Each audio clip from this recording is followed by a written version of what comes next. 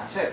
But if you just spend maintenance, yung amortization, yung everything, diba?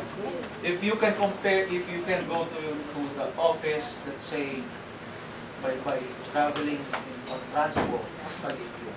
So, depreciation is also part. No?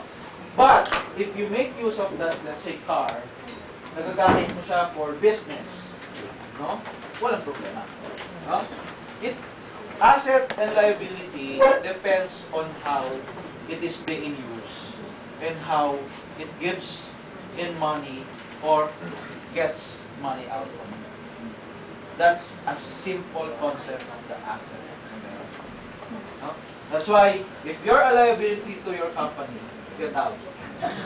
Because you're not giving money to the company. If you're an asset to the company, well, you stay in. Because you're giving money to the company. That's as simple as that.